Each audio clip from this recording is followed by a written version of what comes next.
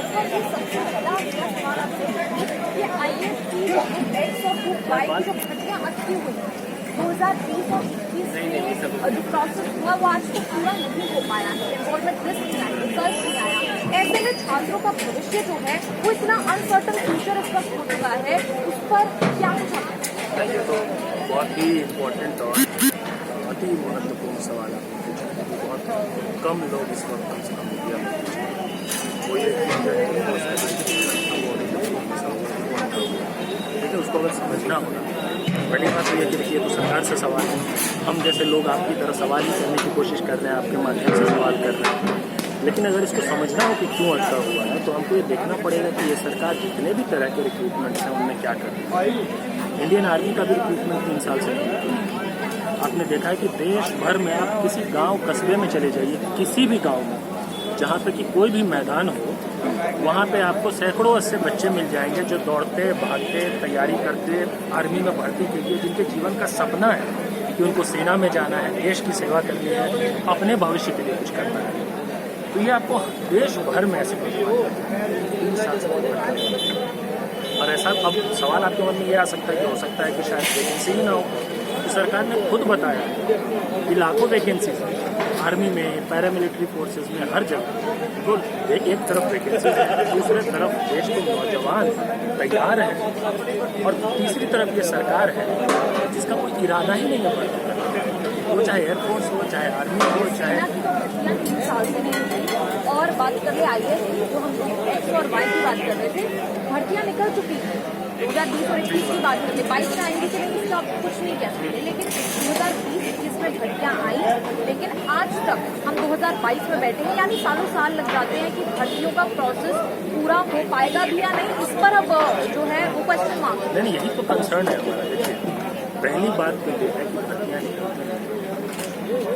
अगर किसी भी कारण से हम जैसे छात्रों किसी भी दबाव में सवाल कर दें, अगर कोई भर्ती निकलती है या अगर इस कारण से निकलती है कि कोई चुनाव आने वाला है तो निकाल देते हैं, तो वो भर्ती पूरी नहीं होती है। हमने जो सजेशन दिया था और कई रिक्रूटमेंट एजेंसीज को, कमीशन को भी किया पिछले 3 साल से लगातार इस पर सरकारी नौकरियों में तो कम से कम रिक्रूटमेंट है वो टाइम बाउंड और फेयर होना चाहिए। देश में किसी इस बात से अर्चना नहीं होनी चाहिए, लेकिन किसी भी तरह का जो रिक्रूटमेंट है वो पूरा ही नहीं होता। साल, 2 साल, 3 साल, 4 साल ऐसे एग्जाम्पल्स हैं हमारे पास राज्यों में जो 2014 में वैकेंसी निकली और अभी तक पूरी नहीं हुई। तो उसका क्या मतलब है? मतलब जो 25 साल का था वो 34 साल का हो गया होगा, और उसने जो फॉर्म भरा और आज तक जो है उसकी भर्ती पूरी नहीं हुई है। देखिए अनुपम जी, प्रॉब्लम्स तो बहुत सारी हैं, इसमें कोई डाउट नहीं कि बहुत सारे विषय हैं, बात जितनी बात करिए उतना कम है। लेकिन सोल्यूशन की बात करिए तो आपने पिछली बार जब हमसे बात की थी कहा था कि एक सोल्यूशन है जिस पर आपने सजेशन भी दिया है, वो वर्कआउट होगा या नहीं। आप जरा उस सोल्यूशन के बारे में बताइए कि आप सरकार के आगे क्या। प्रॉब्लम ये है कि नंबर 1 भर्तियाँ निकाली नहीं जाती, नंबर 2 अगर निकलती हैं तो वो समयबद्ध ढंग से पूरी नहीं होती। तो हमने ये कहा था कि अगर हमारे देश में इतने बड़े पैमाने पर चुनाव कराए जा सकते हैं और बिल्कुल समयबद्ध ढंग से कराए जा सकते हैं, एक जो डेट अनाउंस कर देता है तो मिस नहीं होता। चाहे अंतिम तारीख हो फॉर्म भरने की, चाहे वोटिंग का डेट हो, चाहे रिजल्ट का डेट हो, हर डेट तो क्यों होता है? क्योंकि एक मॉडल इलेक्शन कोड लागू हो जाता है, इसका पालन करना रहता है। हमने ये कहा कि अगर हमारे चुनाव इतने बड़े पैमाने पर सफलतापूर्वक हो सकते हैं, इसका आपको हमको सबको गर्व होना चाहिए, तो परीक्षाएं क्यों नहीं?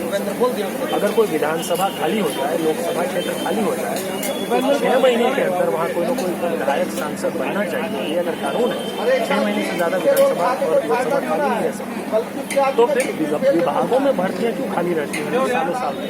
तो ये मॉडल एग्जाम कोड हमने तैयार किया। यही सवाल हमारा भी है, तमाम बच्चों का भी है कि जब EVM के वोट आराम से काउंट हो सकते हैं, टाइम टू टाइम सब कुछ हो सकता है, यानी कि इलेक्शन खत्म होने के 2 दिन के अंदर रिजल्ट भी आ जाते हैं, तो स्टूडेंट्स के जो रिजल्ट है वो 6-6 महीने, सालों साल क्यों लटके रहते हैं? तो इसलिए हमने कहा था कि एक मॉडल एग्जाम कोड होना चाहिए जो ये सुनिश्चित करे कि पहली बात तो किसी भी विभाग में जो कुल स्वीकृत पद है उसका एक कट ऑफ 1% हो, चाहे 5% हो, चाहे 10%, ये सरकार तय कर सकती है कि किसी विभाग में अगर 10% उदाहरण के लिए अगर सरकार तय कर सके तो 10% तक अगर रिक्तियाँ हैं तब तो चलो ठीक है, लेकिन अगर 10% से ज़्यादा रिक्तियाँ हो गई है स्वीकृत पदों का, तो उस विभाग के ऊपर ये मैंडेटरी होना चाहिए कि 6 महीने के अंदर वो भर्ती प्रक्रिया शुरू करें, पहली बात।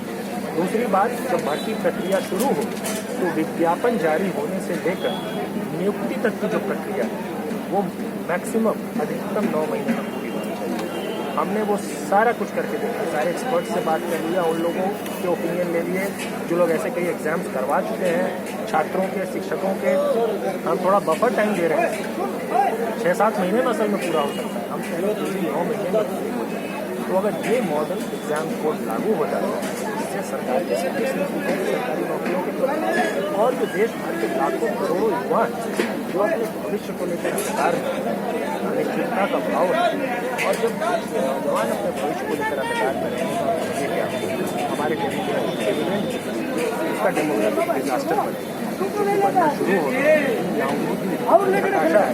आए दिन आपको और किसानों की अब हमारे देश में नौजवान युवा को खुशी करना चाहते हैं। हम इस बात पे करेंगे, भारत युवाओं का देश है, ये तो नारों में और भाषणों में हम कह देते हैं, लेकिन भारत के युवा अगर खुशी कर रहे हैं इस बात पर भी तो सरकार को विचार करना चाहिए, इस बात पर भी तो समाधान सोचना चाहिए।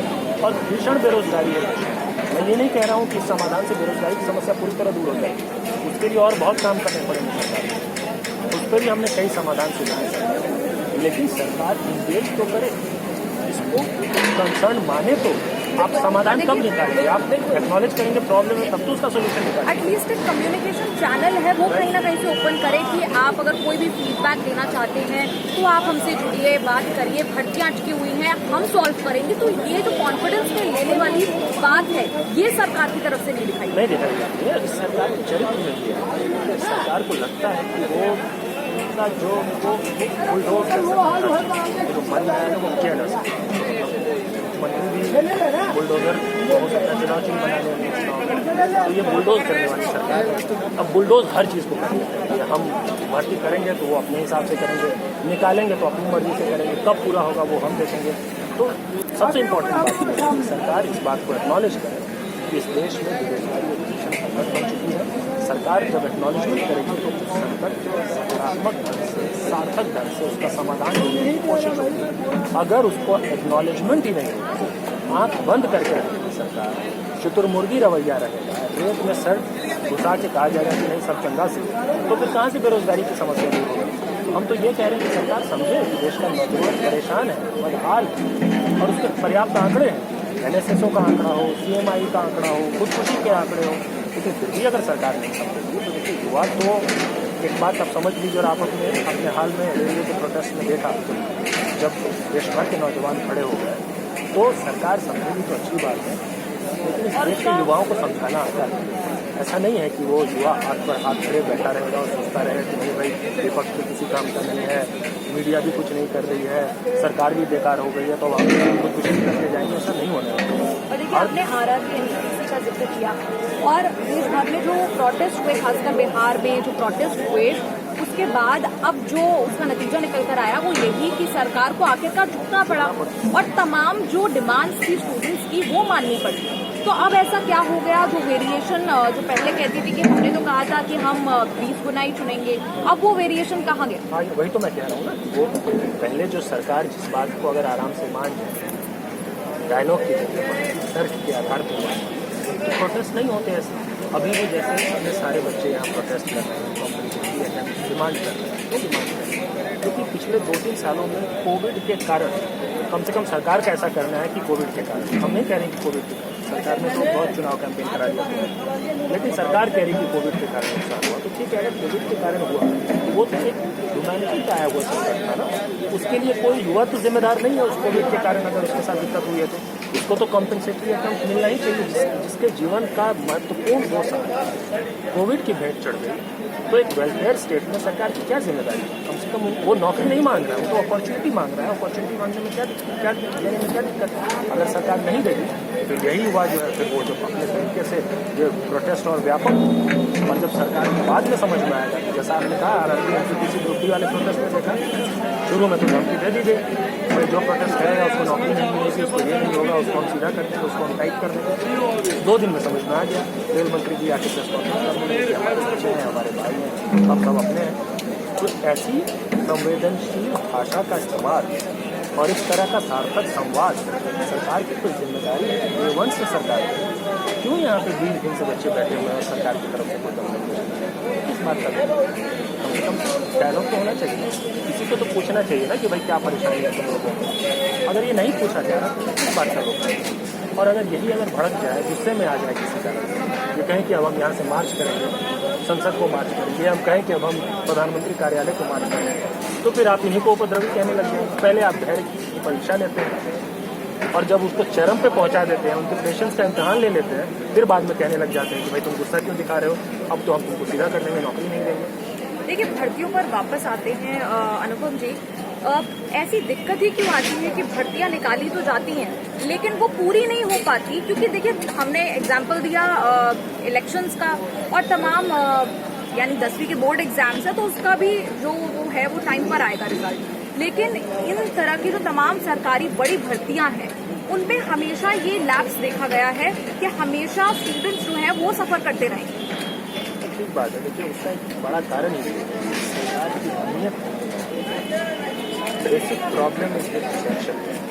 नौकरी देना क्यों नहीं हुआ कि आपके मन में सवाल आना चाहिए, इसलिए हुआ क्योंकि ये सरकार देश के जितने भी राष्ट्रीय उपक्रम जहाँ जहाँ पे भी पब्लिक सेक्टर के जॉब्स हैं उन सबको प्राइवेटाइज करना चाहती है। प्रॉब्लम प्राइवेटाइजेशन से नहीं, आप करिए प्राइवेटाइज, कुछ नुकसान में चल रहा है आप उसको मोनेटाइज कर दीजिए, उससे कुछ पैसा ले लीजिए, जो आपका एसेट नहीं है, लायबिलिटी है, उसको आप दे दीजिए किसी को, उससे कुछ पैसा कमा लीजिए। लेकिन जो आपका एसेट है जिसके जरिए आप इस देश में और ज़्यादा देश का विकास कर सकते हैं, आप कुछ लोगों के हाथ में सौंपने को आमदा होगा, तो आप जब वो काम करेंगे कम होंगी ना, आप सरकार चलाने का जो काम है, जो जॉइंट सेक्रेटरी डायरेक्टर का जो पोजीशन है हमारे डिपार्टमेंट्स में, उस पोजीशन पे फिर लैटरल एंट्री से कॉर्पोरेट से ले रहे हैं, तो आपको क्या जरूरत है फिर IAS की भर्ती करने की? तो सरकार की बेसिक पॉलिसी ओरिएंटेशन प्रॉब्लम है, और इस पॉलिसी ओरिएंटेशन के बाद इस नीति और राजनीति का जो नतीजा है वो भुगत है देश के युवा, और उसी के कारण फिर सरकार नौकरियाँ निकालती नहीं है, निकालती है तो पूरी नहीं करती, पूरी करती है चुनाव के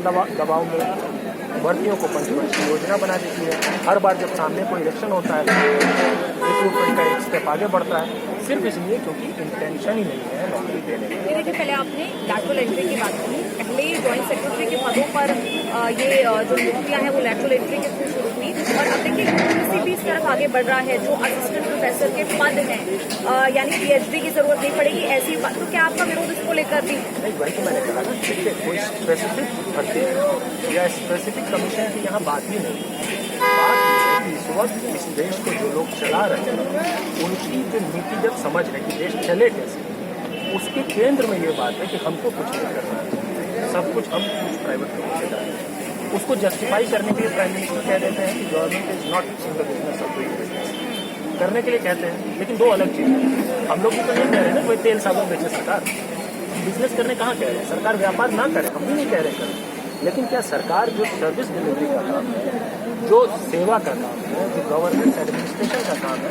वो भी आप दे देंगे कि कॉर्पोरेट के लोगों को दे देंगे, और उसमें भी आप क्या करेंगे, आप उसमें भी प्रोविजन ले आएंगे, उसमें भी आप वो काम भी ईमानदारी से नहीं करेंगे। मैं सरकार को प्रो कॉर्पोरेट गवर्नमेंट भी नहीं कहता, प्रो कॉर्पोरेट गवर्नमेंट, ये प्रो 3-4 लोग कॉर्पोरेट में प्रो, जिनके पैसे से इलेक्टोरल बॉन्ड में पैसा आता है, जिनके जरिए पूरी राजनीति चल रही है, जिनके जरिए समय डटे हुए हैं, उनको फायदा पहुंचाने के लिए उपक्रमों को यहाँ सौंपा जा रहा है। जब सौंपा जाएगा तो नौकरियाँ कम होंगी, जब नौकरियाँ जो हैं उनमें भी लेटरल एंट्री होंगी, उनमें जिन लोगों को बिठा दिया जाएगा। तो पहले पूंजीपति होते थे जो सरकार को इन्फ्लुएंस करने की कोशिश करते थे, अब पूंजीपति अपने सर्वेंट्स को, अपने नौकरों को भेज देंगे कि तुम सरकार उसका नतीजा, उसका खामियाजा सब लोग भुगत रहे हैं। आप किसी भी नौकरी कम हो रही है, किसी भी प्रदर्शन हो रही है। जी देखिए, अनुपम जी हमारे साथ आज जुड़े हुए थे, बहुत अच्छे इंसाइट्स उन्होंने दिए। प्रॉब्लम के बारे में तो बात हमने की ही की, सोल्यूशन भी उन्होंने दिया कि 9 महीने के अंतर्गत आप रिक्रूटमेंट प्रोसेस पूरा क्यों नहीं कर सकते।